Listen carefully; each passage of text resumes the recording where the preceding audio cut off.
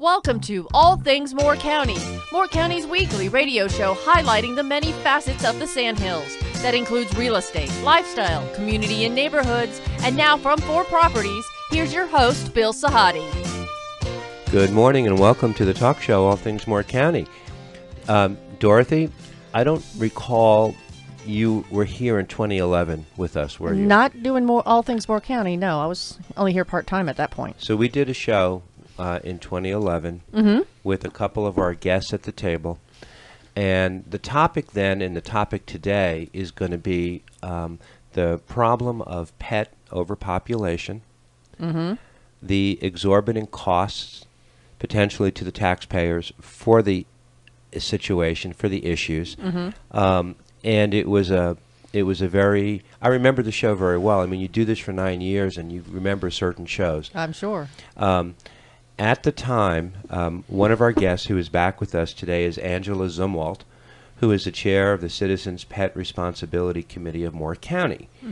Angela has been living in Whispering Pines since 2001, and she's been a very staunch advocate and continues to do work, kind of flies under the radar, but we're going to try to get them to fly over the radar today as a result of the conversation we're going to have. She had a long career with IBM.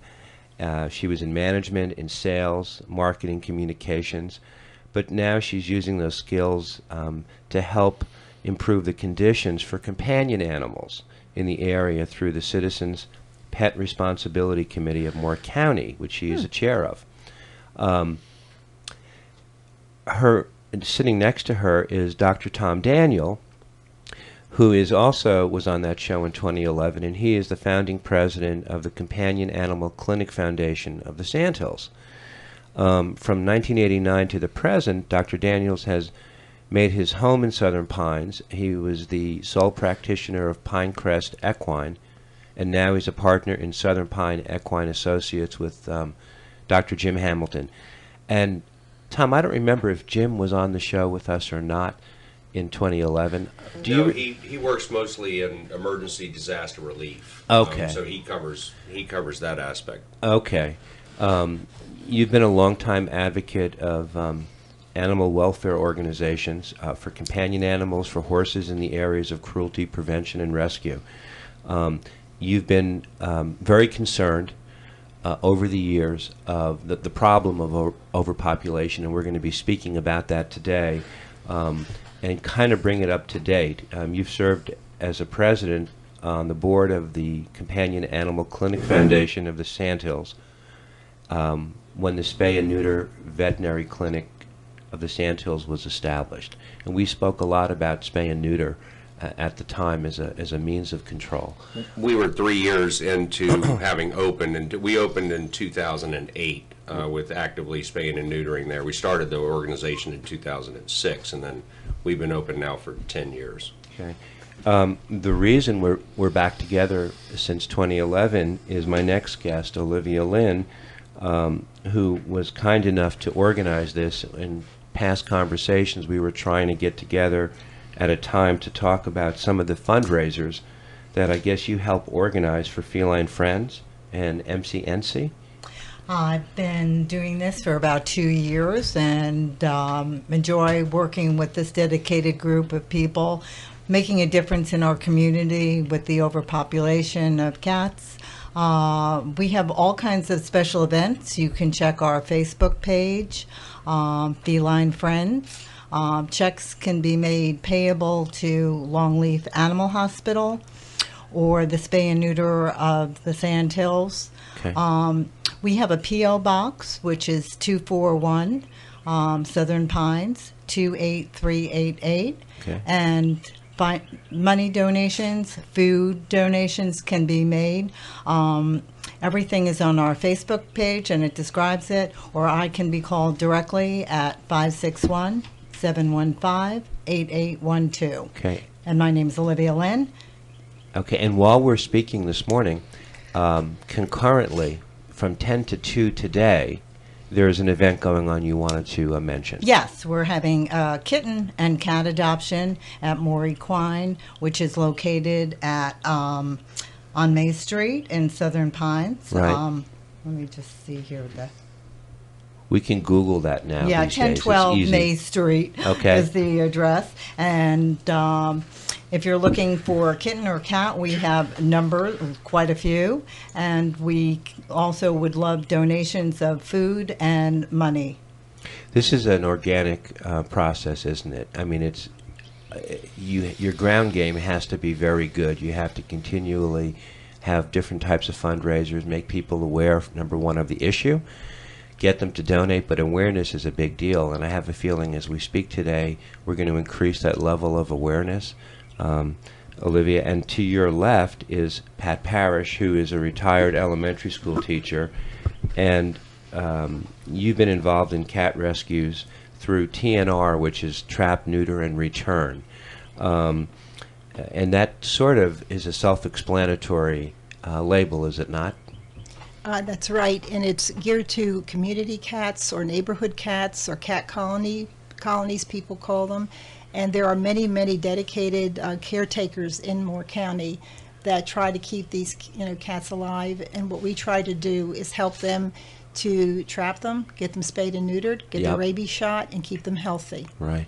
Rather than let the problem get out of hand and end up having to be taken into animal control, and they are the first to be put down, of course. You volunteer. You're a volunteer. Definitely, yes. How long have you been involved? You're involved with Feline Friends, but this is not just recently. This is a lifelong commitment that you have. Well, I started when I moved here. When was that? 2001. Okay. And I've been involved with various groups. Okay. To name a few, animal advocates. They do great work. Okay. And then with Dr. Tom Daniel started Moore County Neighborhood Cats. I guess I came into that about 4 years ago. And that was when it really, picked up with the county help and this organization's help. And currently we are doing it under Feline Friends. Okay. What brought you to Moore County? Early retirement. Okay, and you were a teacher and where? Then I became a teacher here because it was too early and I had to do something. You were teaching here in Moore County? Yes, I taught here in Moore County for 10 years. Which school? I worked up in, I worked at Pinehurst Elementary, and then I worked for 8 years up at Troy Elementary in Troy, which I dearly loved, and I became a special ed teacher up there. Yeah. And then I've worked for two private schools here, Star Charter School and Longleaf Academy, part-time. Yeah, the student population in Moore County is a great support group for, they want to learn, they want to educate, they want to volunteer, they want to get involved in the community, and we've been fortunate to have a bunch of shows with some of the star students in Moore County schools of all different ages, and we were talking before the show that there are a couple in particular that could be catalysts to perhaps jump on the bandwagon and get involved.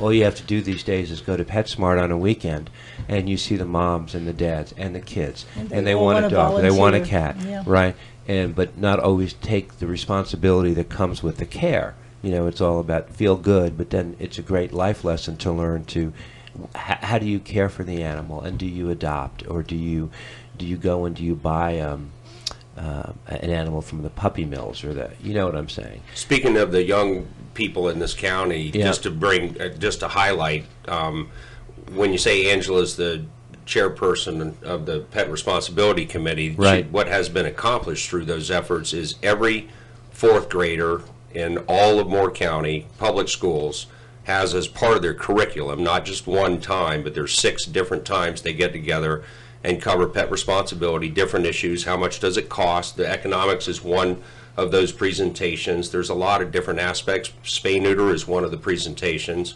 and that has been going on since 2008.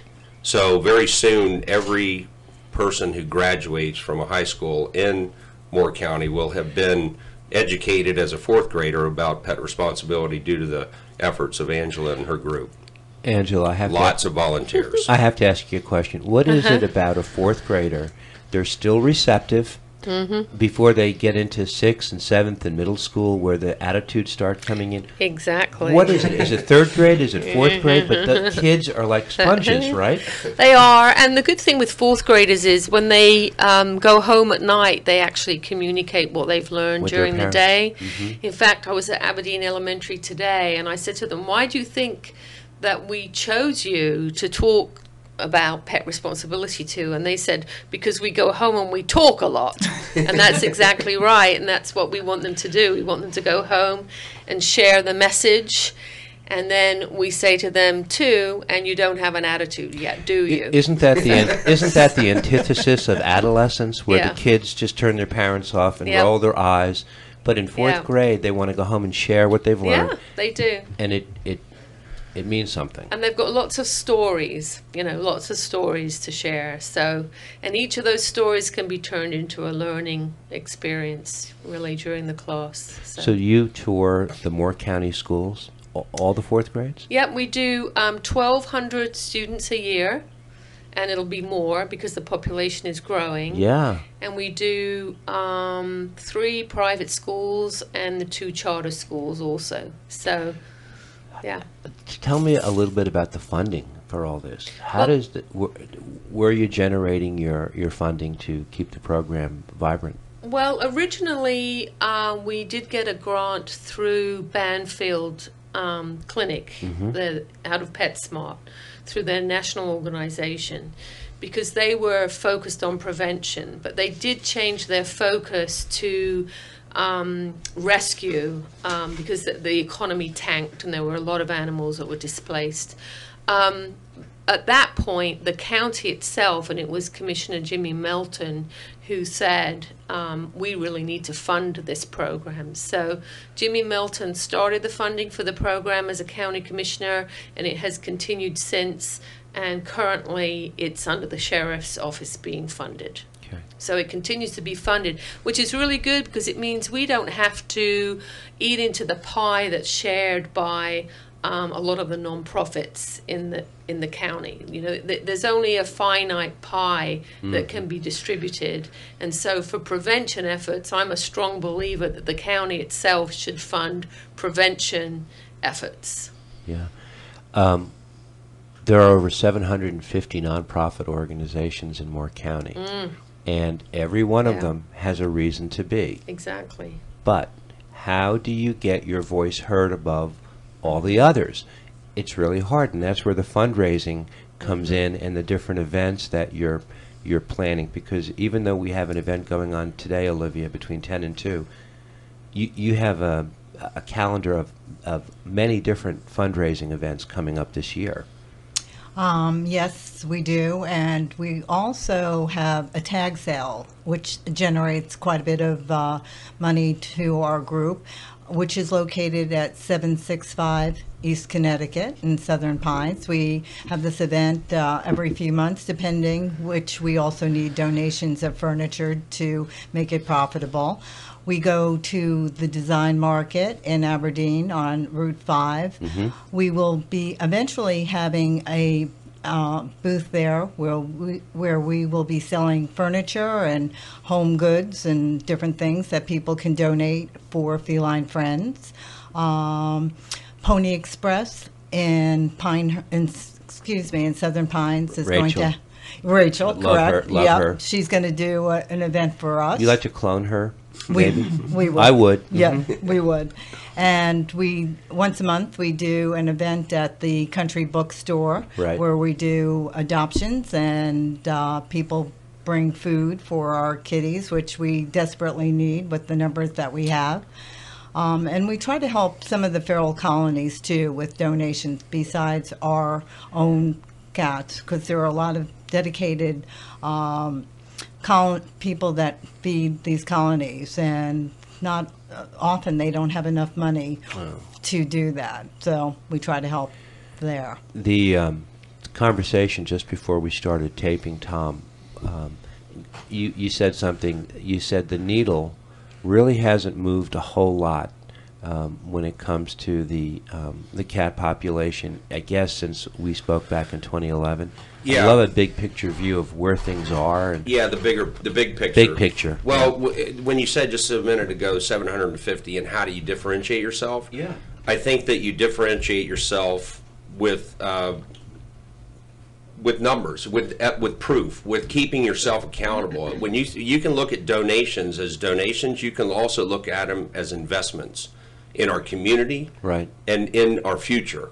And so if you look at this issue, if this issue doesn't touch your heart, you probably still aren't listening. But if you are listening and it doesn't necessarily touch your heart, or it does, but there's other aspects to consider. There's the fiscal responsibility that's needed in order to control this problem. This problem drives a lot of other problems. A nuisance call to our police, so we pay them, we pay salaries to policemen and to the sheriff's department to come and answer these nuisance problem calls. We have to house and handle these animals down at our animal center, and that costs an inordinate amount of money. There's just, and the feral cat issue, people obviously know the community cat, feral cat, whatever you want to call it, it is still the same issue. And we have always tracked our numbers. We feel very strongly that we should hold ourselves accountable to the people who have invested in us. And so the Spay Neuter Clinic has shown itself now 70,000, close to 70,000 surgeries in 10 years. How many? 70,000. Oh my goodness. Approaching 70,000 surgeries in 10 years. Wow. Right.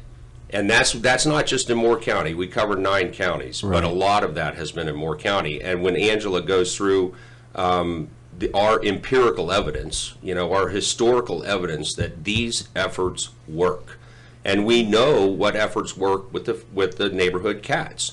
We have proven that as well with our Moore County neighborhood cats. We got into the government information system, GIS numbers, that gave us intakes from every area code. And then we tracked our efforts in each area code. We knew how many spay neuters were being done. We were proactive in Southern Pines, purposefully met with the town council and had an effort in Southern Pines specifically to prove that this would work, and to take those numbers and show other municipalities that they would want to cooperate with us, that we are helping them solve their problem. So we've tracked Aberdeen, we've tracked West End. There's a number of communities that they've been reactive in that have still significantly affected this problem. So the money, the money that we are saving by investing, this is the way I look at it. This is why I think it's important to listen to Angela when she says that, the county should consider, we as taxpayers should consider taking some of our funds and driving it into these proven prevention efforts.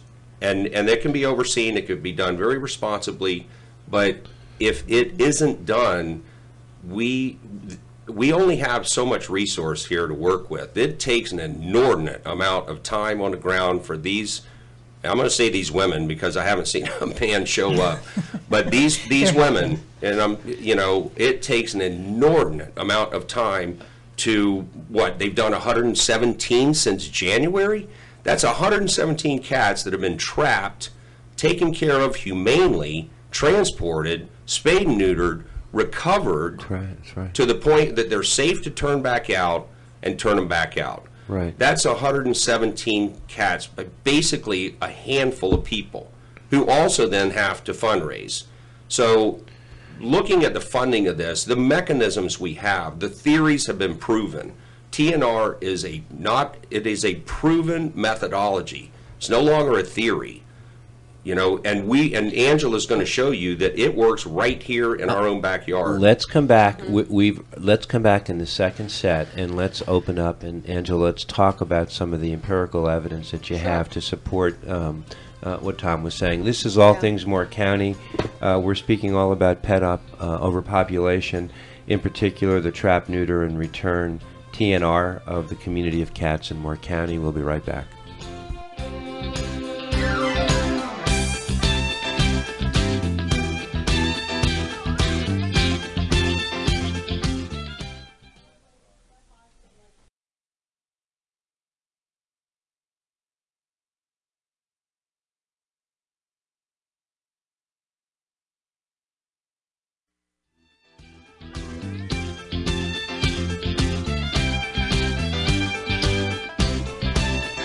Welcome back to our second set.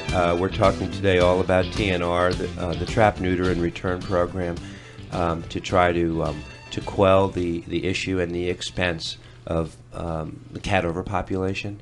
and what is in the best interest of the taxpayers. And we have two very dedicated volunteers with us. And Tom, as you were speaking at the end of the first set, this issue is real.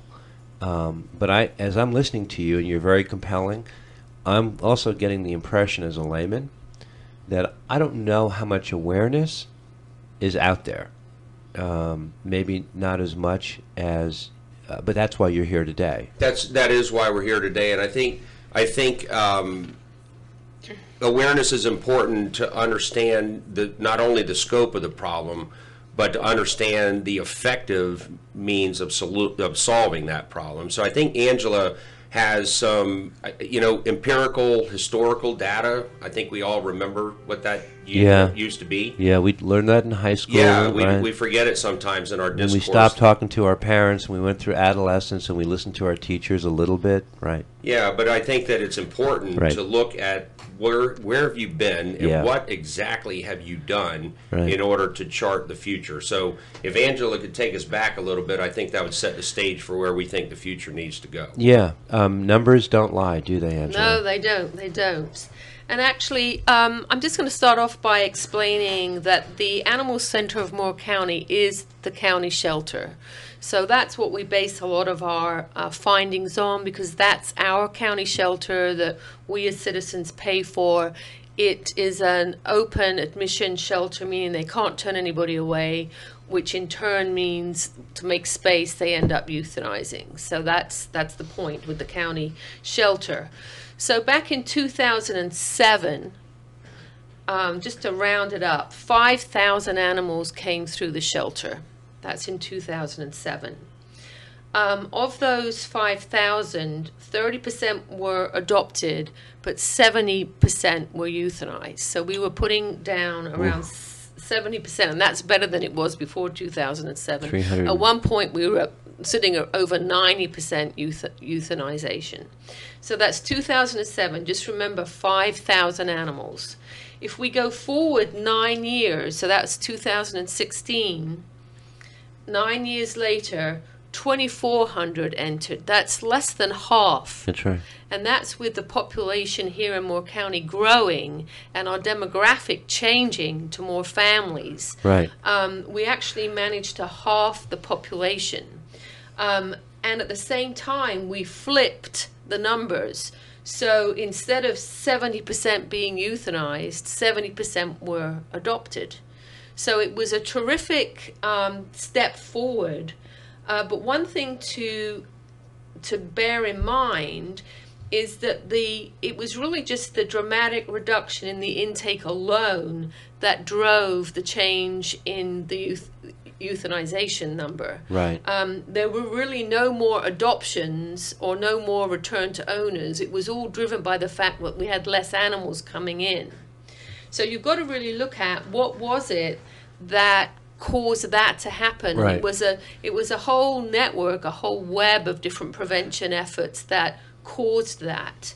At the same time, if you say to yourself, well, what if we didn't do any of these prevention efforts? So what Tom and another person called Bob Ross and myself did was we looked at the history before 2007 of the number of animals coming into the shelter, and we said, okay, if we weren't doing any prevention efforts, where would we be in at the end of 2016 if we'd done nothing? So you really expand out that trajectory, and we worked out that instead of 2,500 pets coming into the shelter, there would have been 6,000 coming into the shelter. Without the prevention without measures the prevention that were taken. efforts. And we would have been putting down 73% of those animals instead of 30%. just 30% of a lower number. The county would have been paying an additional $360,000 a year to look after all of those animals. How much? An additional $364,000 a year to look after those extra animals. Wow. That's really going at about $100 an animal, which is actually quite conservative. Yeah, to say that. we That's typically, crazy. when we're doing these kind of calculations, we use conservative numbers. We Right. don't like to Right. expand or overclaim. So, you know, when you hear a number like that, It's conservative. It's real, and it's actually a conservative number. It probably is higher than that. Angela also brought up a very important point. The demographics have shifted in Moore County dramatically since 2007 to 2016, with the advent of so many young families, so many more children. The schools are so you would think that number would have been even higher. Yeah. If you think about it, the reason that's a starting point is that's the year that the spay neuter clinic was opened, and she started her educational program. So, and by the way, that also is when our economy crashed. 2008 was when we started this. Right. So all of a sudden, we weren't just swimming upstream. We were swimming upstream against a flood. Right. So, So it's we even actually more. made a huge I think it's even more impressive. progress. Yeah. So that was kind of phase one, which Tom alluded to, was the access to subsidized spay and neuter procedures at the clinic. At the same time, there was a fund that the state had where people who were on any kind of public assistance could get their spays and neuters done for nothing. It was subsidized. That came out at that point. And as Tom said, we also had the education in the schools, and the Pet Responsibility Committee was also doing transports from the north of the county to the spay neuter clinic for people who couldn't get off work to bring their pets. So we started this decrease in numbers. So that was phase one. When we moved into phase two, that was 2013, we established the Animal Operations Advisory Board. And in 2013, the Pet Responsibility Committee did in fact present to the county commissioners that the animal services should come out from under the health department, and there should be an Animal Operations Advisory Board. Tom was on that board with myself and other folks, and part of that was prevention, and Tom was in charge of prevention. So he actually established, as part of the Animal Operations Advisory Board, the Fix More Fund. So I don't know if you want to say something about that, Tom. Well, I mean, anytime you're talking about, I was in charge of prevention, and so with my history, I knew that without funding, there is no prevention. Right. So it was very important before we did anything to establish that funding mechanism. So we called it the Fix More Fund. You may have seen some of the logos. Downtown Southern Pines businesses that have supported us financially have our logo generously donated by Nikki Leanhart, a great logo, in their windows. So the Fix 'em Fund was established to recognize that we were going to have to subsidize spay neuter for certain parts of our population, because there's an economic barrier to this. Part of this, is an economic barrier, as Angela said. Part of it is transportation, but not only were we going to have vouchers established then from that fund, but also recognizing that the neighborhood cats, really, they have caretakers, but they don't own those cats. They see an assembly of cats, and they decide to tend to them and to take care of them. And with education, that can be done in a very humane and correct way.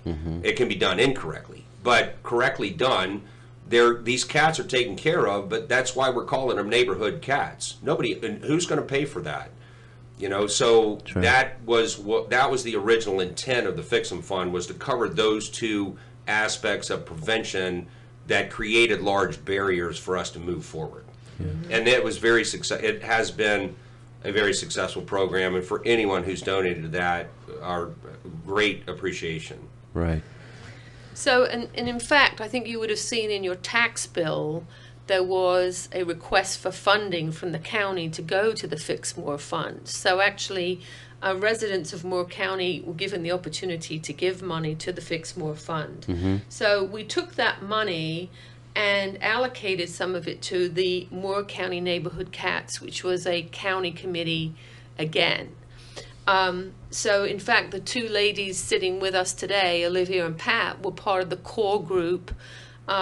They were already working on cat issues in the community, but now we had a mechanism where they could focus solely on trapping, neutering, and returning, and not on fundraising, because the funds were coming from the Fix More Fund.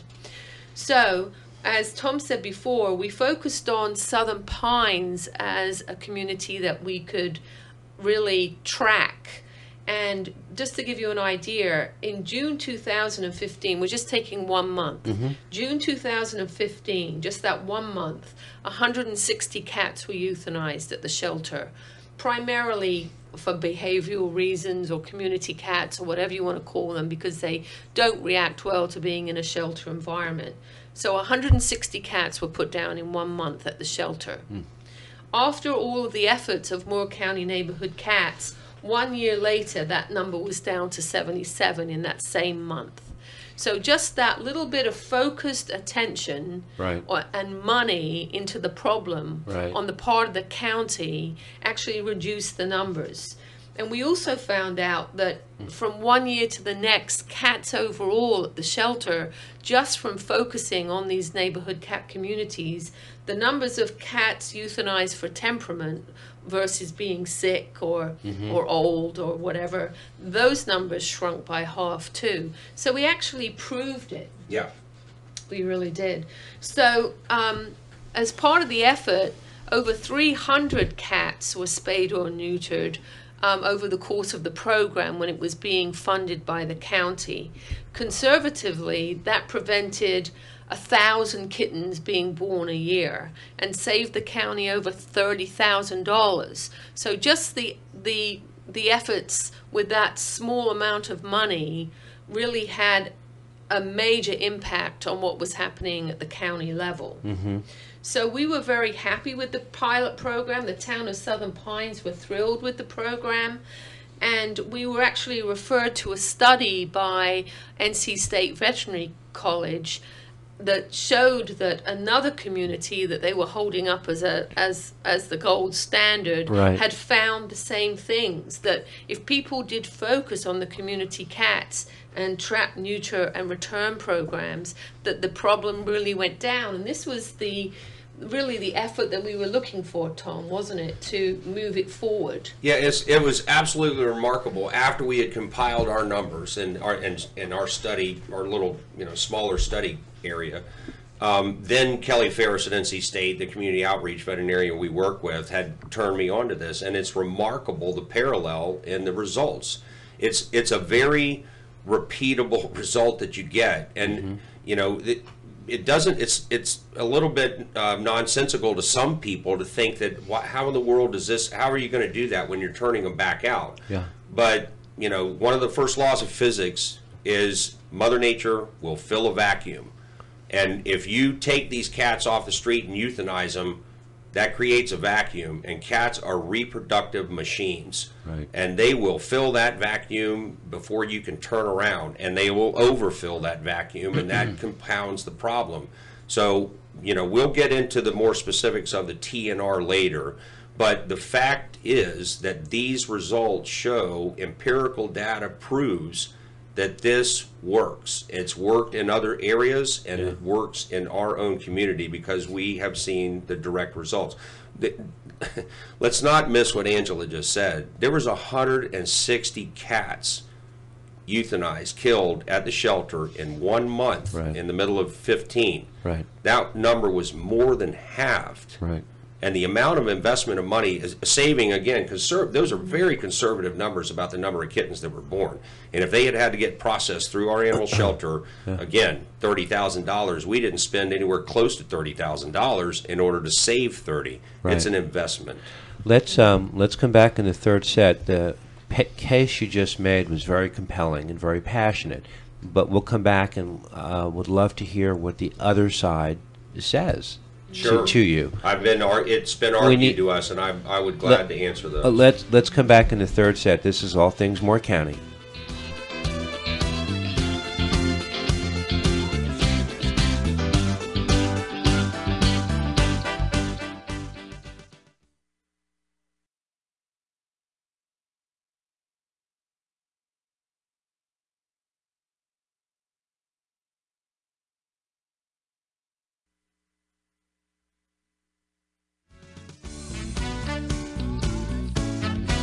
I'm sorry, but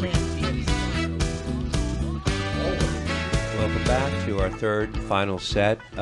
This is a very spirited conversation about pet overpopulation, and in particular the TNR, the Trap, Neuter, and Return program.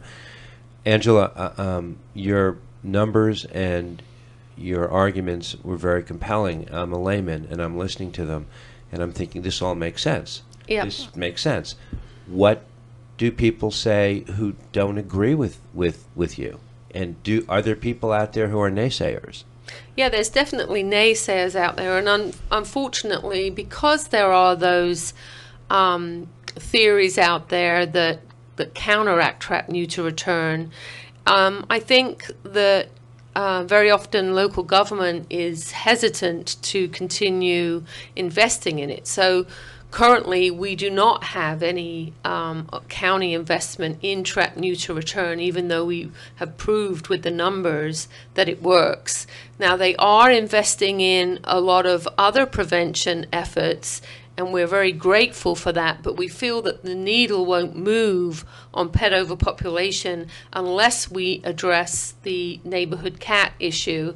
Okay. And really, the people doing it do not have the time to do a lot of this fundraising, and you're going to hear about a lot of fundraising, but this is really hopefully a stopgap as we're waiting for funding to start flowing again to these groups. So that's as nicely and politely as you could say, state the case. Yes. That was very well said. She's British. I think we need maybe a little more emotion at the table. That's right.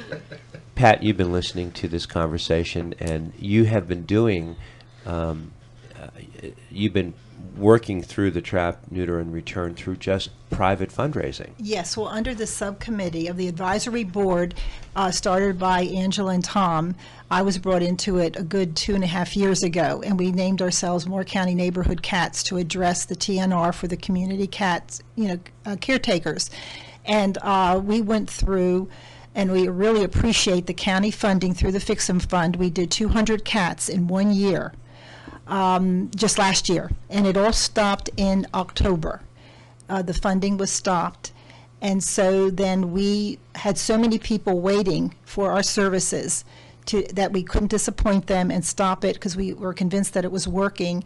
So we have a group started called Feline Friends, and we do our fundraising, and we have been very busy since October. And started, I guess we tracked our numbers since January. We've done 117 cats have been trapped and neutered and returned to their colonies healthy with the rabies shots and everything. And it is kitten season, and we are taking in kittens because we're trying to get them off the streets for the people that didn't get to us in time. And we've adopted about 40 already this year. And of course, there's many waiting right now in foster care that need to be adopted. But again, this was, unfortunate because, and I'm sure there's a lot of kittens, I'm not sure what the numbers are up at the shelter, but I'm sure that they are, getting inundated with kittens right now. So we want to continue our fundraising, continue Trap, Neuter, and Return, and hopefully the county will refund us, through the Fix 'em Fund, because it was greatly appreciated, and I want to thank the county for what they did do. I think when you get to your earlier question opening this session of what do the naysayers? Yeah, it's interesting to say that people hear trap, neuter, release. That's what they see in TNR, trap, neuter, release. But that's the key difference. You don't just release it. It doesn't. The argument can be that why are we taking taxpayers' money and putting it into something that you're just going to turn out to die? Where's that money go now? It's gone, isn't it? So there's no sense in that, right? That's if trap, neuter, release. Just throw them back out there. You don't. You trap, neuter, return them to their environment because they control their environment. You monitor that environment so that any new cat that shows up, you can't just do this and walk away. It's a constant monitoring. But your initial investment is large. Your monitoring investment is small, in order to assure that there's a zero population growth in that colony.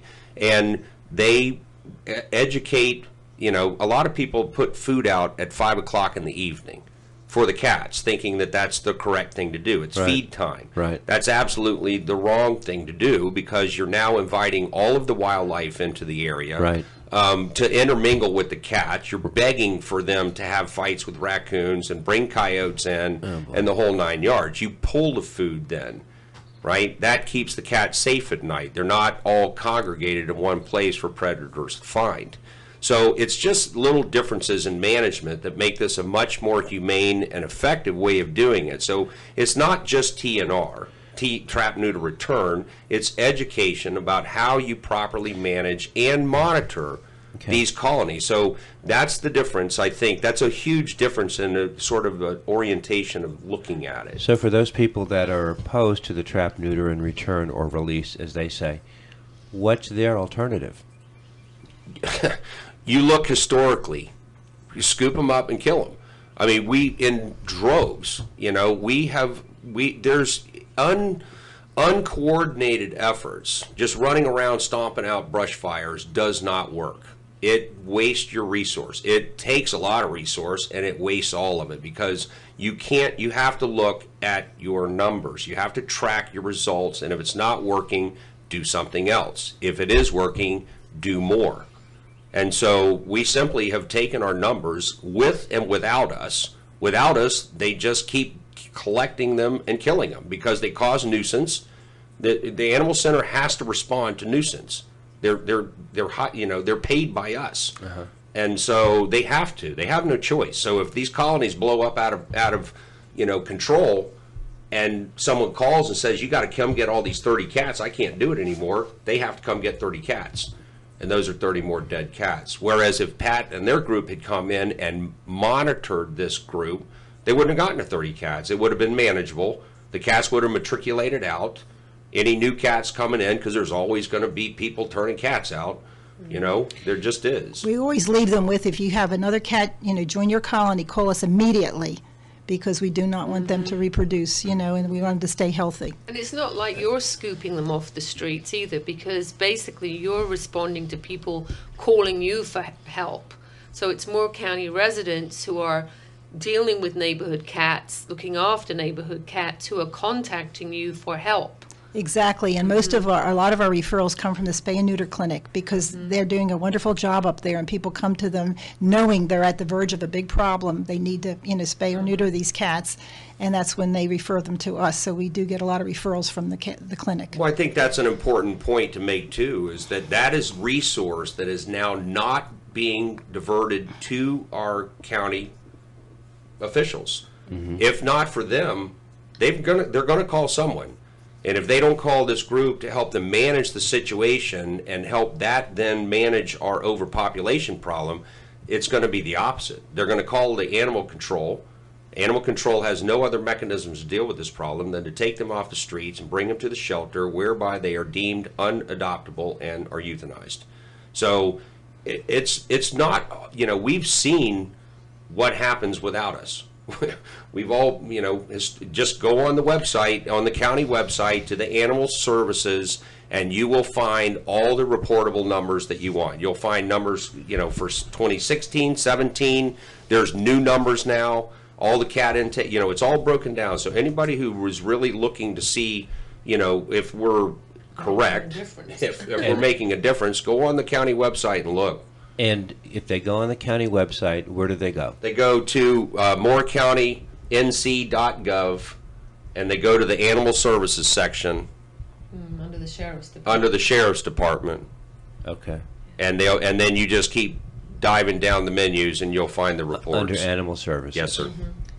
And then I'd like to add that if anyone wants to research, you know, there's a whole national initiative about TNR that's worked throughout the countries, and Alley Cat Action is one of the services that work with the county, the states. And right now, South Carolina, that's very near to us, is making great strides, because they have a House bill that they are putting forth, you know, that will make it mandatory, you know, to use the TNR services of who's ever offering it, hopefully the county, to keep the numbers down and manage the colonies that are out there. So, you know, that's a pro-action resource. What's the name of that publication? Alley Cat Action. Not Alley Cat Allies. Alley Oh, Cat and Action. no, I'm sorry. That's Alley Cat Allies, and Okay. this is Alley Cat Action is the newsletter. But the organization is Alley Cat Allies. You got it. Yes, that's Gotcha. right. Okay. Question, Olivia. At these fundraisers that you do, they're social get-togethers. You talk one-on-one to the people who are coming. Is there any printed material that you supply to the people who are coming to increase their awareness? I don't know if they get statistics. I don't know if they get websites. Something that people get, because you want to educate them at the same time, right? They're donating, and flyers, anything along those lines, or maybe that's something to work on. That Yes. would be something to work on. We do give our cards, Yep. and we do educate people as far as telling them about our service for barn cats. Often where cats could not go into a home, we supply barn cats, which do a good job.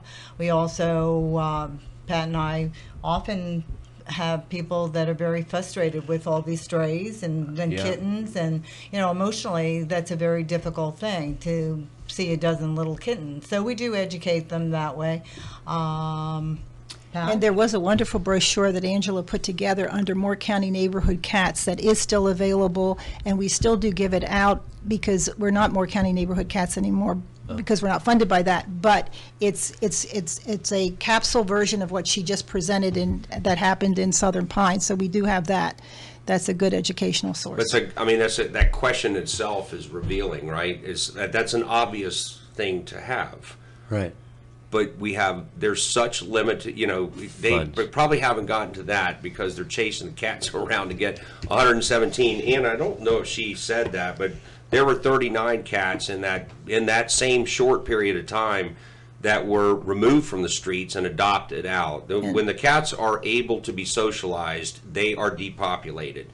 So, this is a very reasonable approach. We understand that some of them shouldn't be living in that situation. When they can be removed from that, these folks foster and remove them and rehabilitate them and have these adoption events, and the ones that can't are the ones that go back out and don't create a vacuum. We're being told we're winding down, and even though we ran over both the first two sets, they're not going to be so gracious to us the third time. So I want to ask a question before we finish. So if someone is listening to this, tell me, where do you want to direct them first and foremost? Is it the Facebook page? Is there an informational portal that we want to send them to? Or is there a phone number they can call? Feline Friends right now is continuing the mission, of TNR in our communities. And they can go to felinefriendstnr.com. TNR, okay. And they can also call me at 910-986-0468. And we'll put you on the list and help you as soon as we can, because this time of year, a lot of mama cats are out there. So felinefriendstnr.com. And the Facebook page, I think we spoke about early at the beginning of the show. Yes, we go on Facebook, and it's Feline Friends, formerly Moore County Neighborhood Cats. That's our page. Yeah. Formerly. Okay. I want to. We have more. Oh, it's okay. This is a lot of good information, and I hope the word gets out, and I hope this podcast, which we're going to post after people are listening to this on the radio, they will be able to access allthingsmoorecounty.com and access this podcast. And you can distribute it how you see fit, so you can get the word out, because sometimes people hear things on podcasts, sometimes rather than just on radio stations. And we'll have it all put together with as much contact information as we possibly can, upcoming events, and I'm glad that you all were able to come in and talk to us, and I want to thank you. We very much appreciate the opportunity. Olivia, Lynn, thank you for coming. Pat Parrish, thank you. Angela Zumwalt, and Dr. Tom Daniels. We really appreciate your bringing light to this situation again, and look forward to even more conversations. I hope that's the case. This is All Things Moore County. Everybody have a great week. Thank you very much.